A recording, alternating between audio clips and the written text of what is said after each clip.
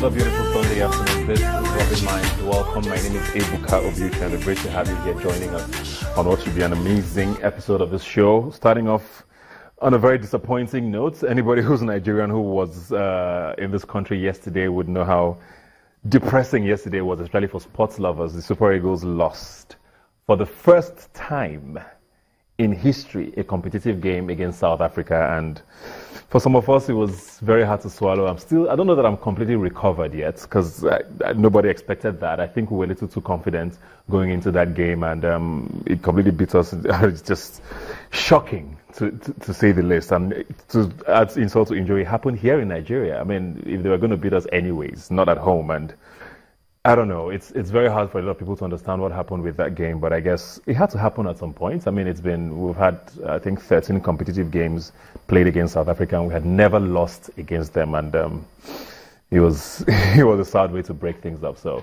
hopefully the Super Eagles, I mean, we've not been to 2 Nations Cups in a row now. If we lose out on this one, it will be 3 in a row. That has never happened. Never happened. And we still have a couple of games, I think 5 games to go. So all hope is not lost yet, but starting off on this note makes you wonder how we're going to recover and, win the remaining games. I think we have Libya and I think the Seychelles or so in our group as well. So hopefully things are straightening out for us. But good luck to the Super Eagles, good luck to Nigerians. It's the one team we can't afford not to support. It's not a choice like a club where you decide to dump and move on to another one. Super Eagles is our own, and we can only hope that things get better for them. But let's move on now to a lot of other things that happened during the week. The Northern Elders, the Northern Youths, Biafra, there's a lot going on in that space as well. We did hear that some Northern Youths threatened Igbos to leave the North before October 1, or they will be, quote, ejected and sent back to the East. And it did cause a lot of noise, actually, in the polity this week, and a lot of people were not sure how to react to that. But we did hear that the Kaduna State Governor has ordered that they be arrested, because it was, a lot of people spoke up and wondered what was going to happen with that. But we did hear during the week again that some Northern elders have backed these youths.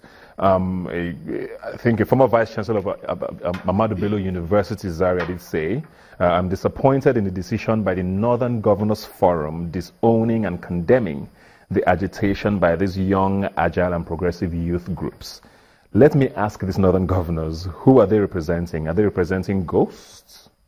Recently, people from Eastern Nigeria, especially the Igbos, were busy calling for the sovereign state of Biafra, and from all indications, their leaders, including governors, are behind them.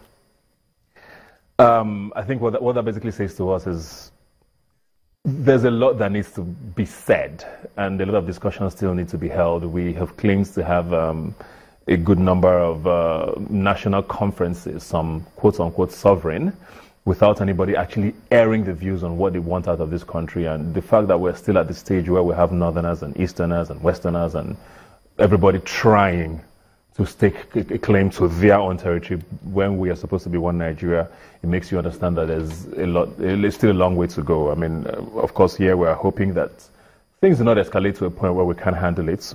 Igbo, Yoruba, Hausa, Fulani, Tiv, Ibibio, whatever it is, it's one country. We should be able to live freely in whatever parts of the country you find yourselves, and I don't think anybody has a right to send anybody away from anywhere. And hopefully the Kaduna State Governor, the Northern governors, the Eastern governors all sit up and face their responsibility, and especially the federal government. Hopefully it does tackle this and makes us understand that this is one Nigeria and it cannot be compromised.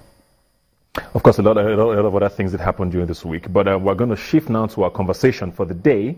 It's Ramadan if you're a Muslim, and even if you're not a Muslim, if you're Nigerian, I'm sure you know that it's Ramadan, and a lot of our Muslim brothers are going through sort of a spiritual journey, and it's always a time of reflection for Muslims and their friends who go through that. We're going to be trying to understand all of the etiquettes around this season for the Islamic faith, and the expectations for young people, for Nigerians, for Muslims, and what we hope to achieve at the end of it when Salah comes around. I have here with me Abdul Aziz Adeniyi, an Islamic teacher. Thanks for being here today.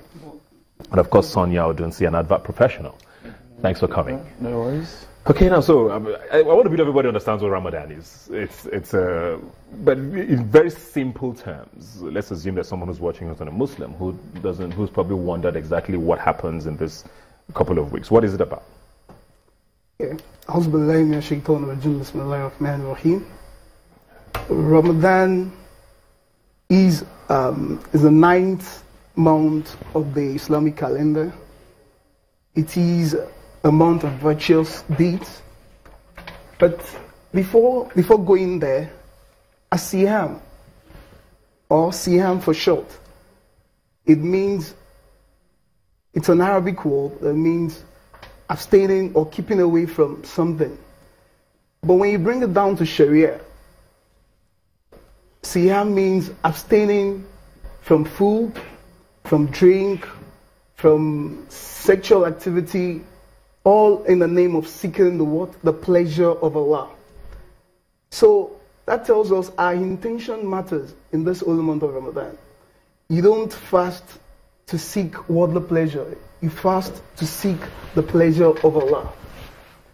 Ramadan, like I said, is a school. Allah said in the Quran, in Surah Al-Baqarah, Allah said, Auzubillahi minash shaitanir rajim, Bismillahir Rahmanir Rahim, Ya hayyuhalladhina amanu kutiba alaykumus siyam kama kutiba alal ladhina min qablikum la'allakum tattaqun.